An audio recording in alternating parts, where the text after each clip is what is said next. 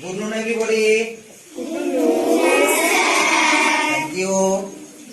দেখো আজকে তোমাদেরকে আমি একটা নতুন জিনিস শেখাবো।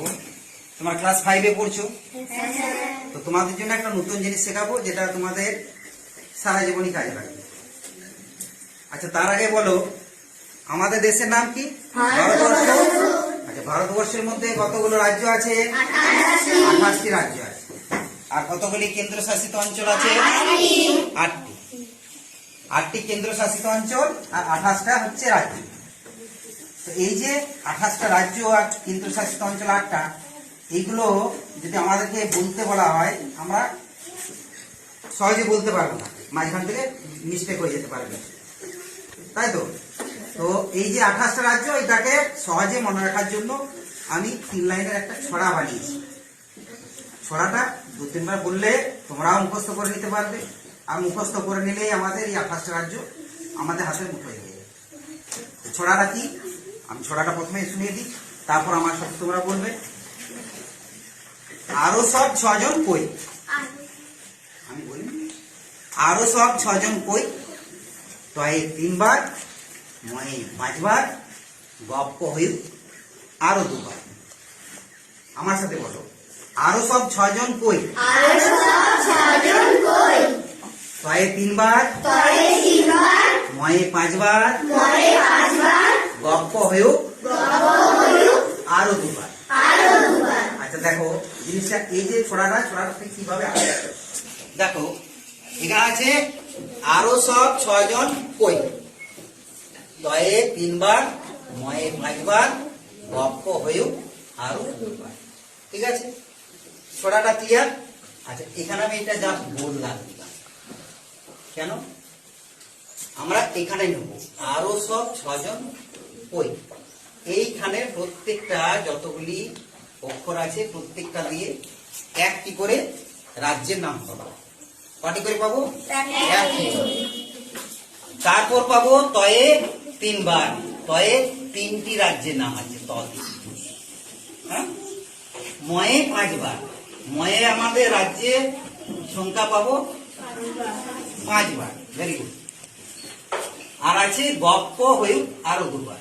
এই যে আরো 2 বার কথাটা এসছে, তার মানে এখানে যতগুলি অক্ষর আছে প্রত্যেকটি অক্ষর দিয়ে 2টি করে রাজ্যের নাম আমরা পাবো। এই যে দেখো এখানে যেটা বলছি না। আচ্ছা, আরো সব 6 জন, এখানে আ দিয়ে আসাম, র দিয়ে রাজস্থান, ও দিয়ে উড়িষ্যা, দন্তস দিয়ে সিকিম, ব দিয়ে বিহার, ছ দিয়ে ছত্তিশগড়, ঝ দিয়ে ঝাড়খণ্ড, দন্তন দিয়ে ওয়াটা পেলাম 1 2 3 4 5 6 7 8। এখানে পেলাম 8টা রাজ্য। ঠিক আছে, এরপর ত দিয়ে 3টা রাজ্য। ত দিয়ে হচ্ছে তামিলনাড়ু, ত দিয়ে হচ্ছে ত্রিপুরা, আর ত দিয়ে হচ্ছে তেলেঙ্গানা। ত দিয়ে তামিলনাড়ু, ত্রিপুরা, তেলেঙ্গানা 3টা। ম দিয়ে আছে 5টা। ম দিয়ে হচ্ছে মধ্যপ্রদেশ, মহারাষ্ট্র, মিজোরাম, মেঘালয় আর মণিপুর। ঠিক আছে, তাহলে টোটাল এখানে 3 আর এখানে 5, 3 আর 5 8টা। আমি একবার বোর্ডে লিখে দিই তাহলে তোমাদেরকে।